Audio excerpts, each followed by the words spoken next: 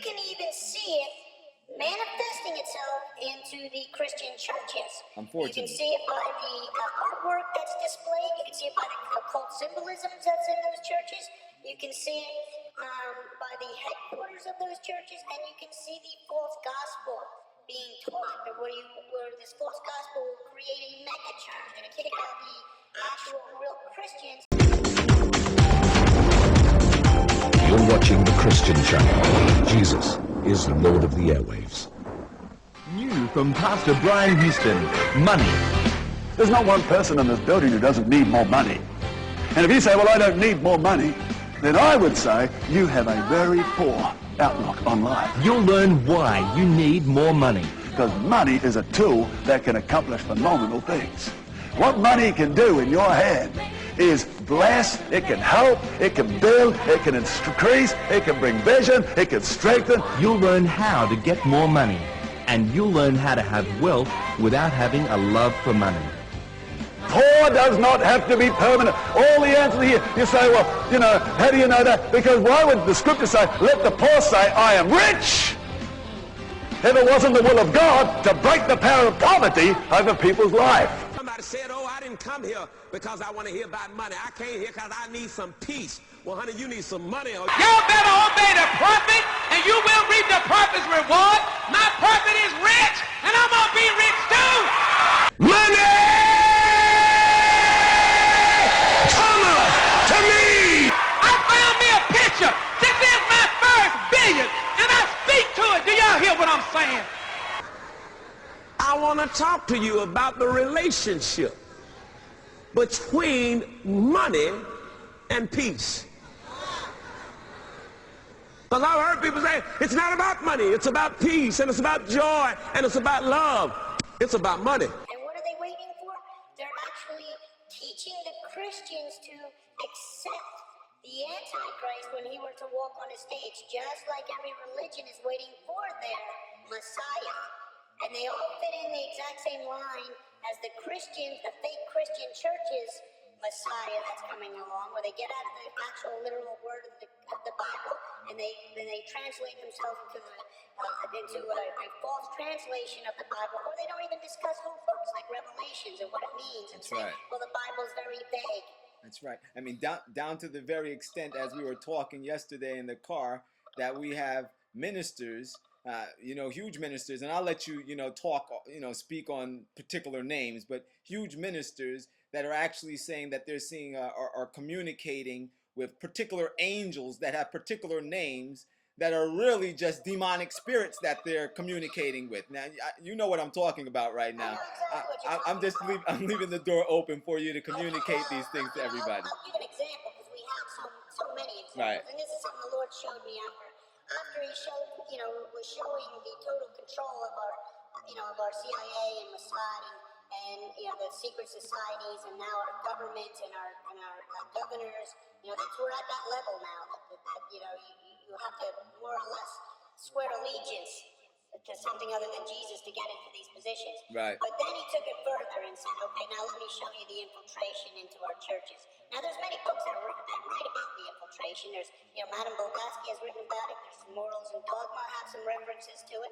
There's many other books. All the information is out there. Every secret society will tell you what their plans are. People who wrote the Communist Manifesto will tell you what they're planning on doing. All you got to do is go get their information, just like the Patriot Act tells you. At some point, they're going to go ahead and enslave you. So the information isn't hidden. It's not out there somewhere. It's right in front of you. It's easy to obtain. But what the Lord showed me, if I can state this, yes, go ahead. is there's been a takeover of the Christian church. Right. And the way that works is you come into a church and you have a purpose-driven church. We've got this purpose. The purpose is to grow our church. We want to get a bigger building. We want to get more money. We want to give you, everything's going to be a positive power speak. I'm sorry to cut you. As you mentioned, purpose-driven church, we're talking about, Rick Warren's mega selling book. All right, Rick Warren, the preacher of Saddleback Church, located in California. Okay, please continue. Go ahead.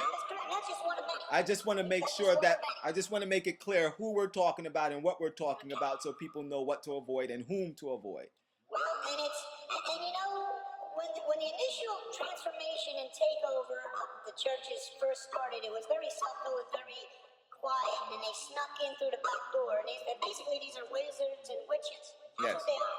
Yes. And they're posing as pastors and elders, and some actually are part of the Satanic Church. It's part of their job to infiltrate. And so these people would come in and they'd start giving you a little bit of something that was a little bit wrong. If you really studied, it's New Age, it's Dominion theology, it goes by a number of different names. And it was written about by the Jesuit order of the takeover, again, Madame Blavatsky and so forth. And what they would do is just implement a little bit of something here and there, and a little bit. But we have gotten to the point now and today that it is so prevalent that Satan will walk in through the front door of churches, and because these churches have taught us not to study on our own, not to read the Bible on our own, that the pastor has the information, that all we need to do is go and sit down and listen to what he tells us. He'll even tell us what to, he'll tell us what the passage means, and taken out way out of context many of the times. And he, in turn, will get his reward by the tithes and the offerings that are given. Right. But we have this one man that has come down into Florida. And he has supposedly it's a Christian ministry, and it's a revival. It's going on right now today. And the Bible tells us to look at the fruits. Okay. And they've already been pre-programmed to tell Christians, there's going to be some Christians against this thing. Those are the ones that can't adapt. Those are the ones that can't change. Those are the ones that can't mold. Well, that's all New Age speaking. That's all that is. So Todd Bentley will go ahead and go into his church. What a second, excuse me. What was the name of that minister you just mentioned? I believe it, I know it's Todd B. Okay. I'm thinking Bentley. And I may just be slightly off on it, but it's Todd Bentley. But the gentleman with all the tattoos. That's it. Right, he's got a bald head too, right? Yes. Okay, and right. And he has rings all on his finger. Yeah, I'll show a picture of him. I'll show a picture of him on the screen right now, so everybody can know what we're talking about. Go ahead. Okay. And and I had talked to some Christians about him, and I said, well, look at the fruit. And Right. their response to me was, well, he got saved, and then he was in that cult world, and then he got saved, and what are you gonna do? This is a pastor from Taiwan. He has Lou Gehrig's disease, and he's got 3 kids. His wife and kids are back there. He needs the touch from God. Lord, I pray right now that this holy knee,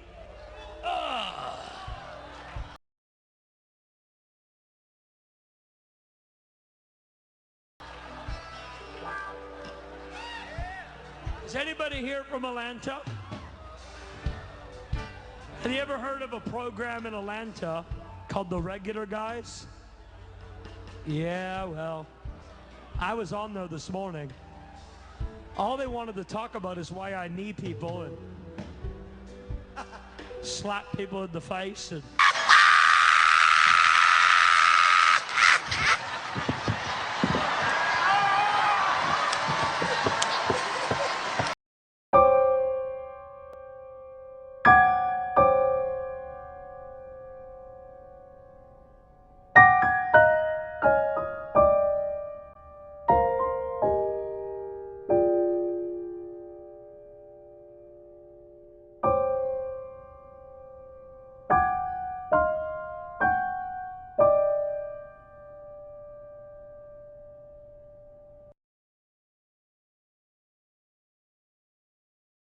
how far back can you feel it? Yeah.